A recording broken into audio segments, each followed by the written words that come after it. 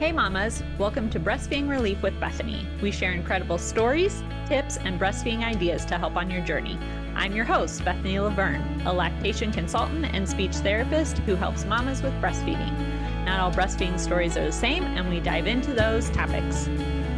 Welcome back, mamas. I'm so excited to have you. So today we're going to jump in and talk about speech therapy. I know that sounds weird because usually we talk about babies, but when I think about the later years, so let's say we don't get our tongue tie revised, which is completely fine. It is up to you. Make the best decision for your family. But as a speech therapist, these are things I see later on, right? So if we say function is good, breastfeeding's going well, leave it alone, right? That is fine. However, as we move forward, let's talk about some of the things we're going to see as a speech therapist that I see every day when I work in the schools. I've worked in the schools for over 10 years now. So things I see in the schools, specifically, especially when we start to get into that kindergarten, we do kindergarten screenings, kindergarten roundups. They usually see a speech therapist as one of the stations. So things we're looking for with kiddos, things that I feel like I see a lot with kids with tongue ties, frustration with communication. They are not able to get their wants and needs across, which is going to be difficult in kindergarten when they're trying to tell a teacher, I have to go to the bathroom, or I need a drink of water, whatever it is. Kids are getting frustrated and then they get angry. We have meltdowns. Okay. So usually the parents, especially mom, usually is the one that can understand them the best, right? But now we're going to school. We have anywhere from 20 to 30 kids in a kindergarten class. They might get frustrated pretty easy, pretty quickly. Other things we see is sometimes stuttering, slow or slurred speech, errors with their vowel sounds. They avoid certain words. So they talk around the word, instead of saying dog, they might say, that like fluffy thing that lives at my house. It walks on all fours. It has a tail, right? But they can't say dog.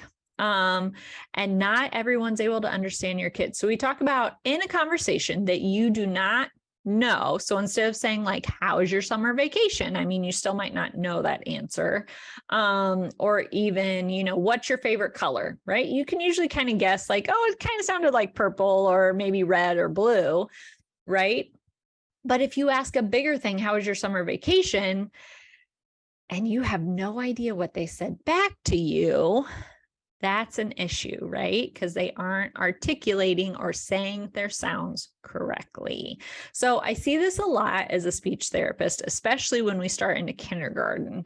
That is when it is caught, not always first, but sometimes first, especially if they didn't go to, a developmental preschool or even,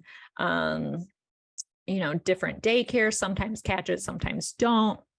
So let's look specifically at some of the sounds we're going to be not able to hear, not able to understand. So specifically with a lip tie, we're going to hear those front sounds, the B, the P, and the M. We're going to struggle with those. And they're going to have problems with their vowels, the A, E, I, O, U, struggling with those. Then also we look at tongue ties.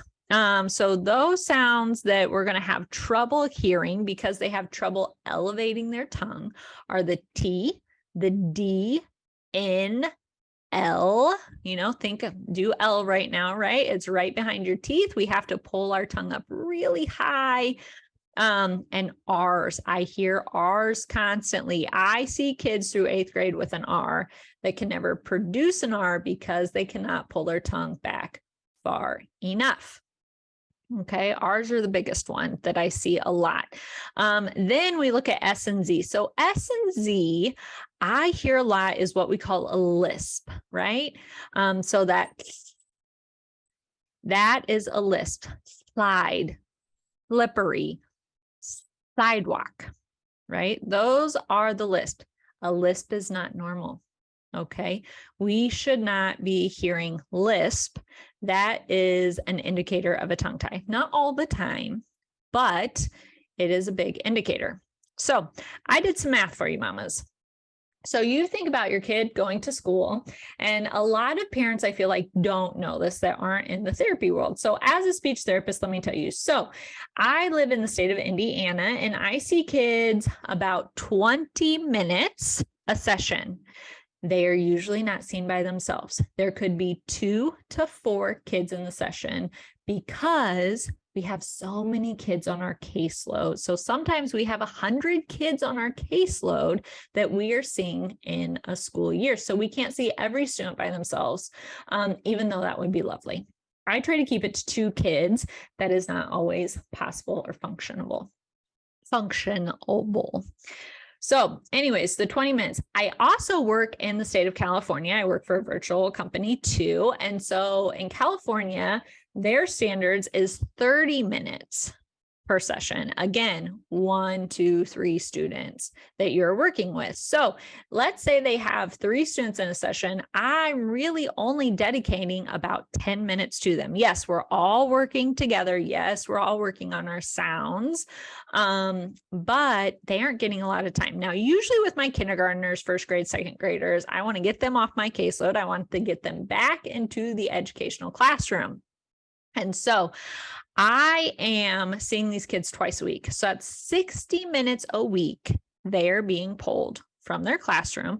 They are being pulled during math, language arts, reading, right? These are really important at the young ages, but we have to pull them sometime, and we are not pulling them at lunch during specials because they only get music once a week. They only get art once a week. We can't pull during then. We can't pull during recess. Those kids need to be up and running. They need to be moving around, right? So we're not pulling them during those times. However, I can pull them any other time. So, but we try to work with teachers on what is their strong suit. Oh, they're really good at math. Let's try to pull them during math twice a week. Okay. So, but I also did the math for you because my dad was a math teacher. And so I do a lot of math. So let's say we're in California or any other state, and we're pulling 60 minutes a week. We started in kindergarten. Let's assume we started on day 1, which is not going to happen because we have to evaluate them and test them. Kids get sick. There are field trips. We do the best we can. But 60 minutes a week, they're getting pulled from their classroom education. I did the math. That means they're getting pulled from kindergarten to 8th grade. Let's say they stop at 8th grade. They're getting pulled 16,200 minutes from their education. Let's convert that to days. That would be 34 school days they are getting pulled to see a speech therapist. Take that in for a minute. 34 days we are seeing them. So I think that's wonderful. They're being seen so we can work on their speech. We also work on language, right? And so we're answering WH questions. We're working on antonyms, synonyms, other things that are helpful. We might not just be working on articulation as a speech therapist in the school. Stuttering, we work on that as well.